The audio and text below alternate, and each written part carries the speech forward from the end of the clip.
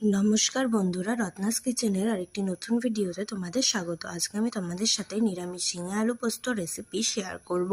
প্রথমে ঝিঙেটাকে কেটে নিলাম, তারপরে আলুগুলোকেও ডুমো ডুমো করে কেটে নিয়েছি। এর সাথে আমরা পোস্তটাকে একটা মিক্সার মেশিনের মধ্যে দুটো লঙ্কা দিয়ে ভালো করে পেস্ট করে নিয়েছি। তারপর একটা কড়াইতে পরিমাণ মতো তেল দিয়েছি। তেলটা হালকা গরম হয়ে গেলে ওতে কিছুটা পরিমাণ কালো জিরে দিলাম।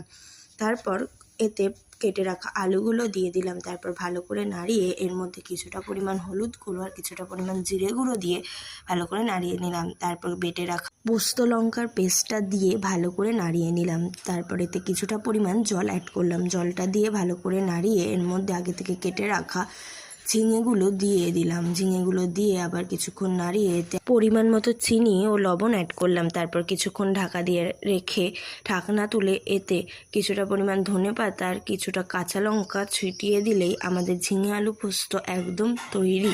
আজকের মতো টাটা। তোমরাও বাড়িতে ঝিঙে আলু পোস্ত বানিয়ে আমাকে কমেন্ট করে জানিও কেমন হয়েছে। ভিডিওটা ভালো লাগলে লাইক, কমেন্ট, শেয়ার এবং চ্যানেলটিকে সাবস্ক্রাইব করে দেবে।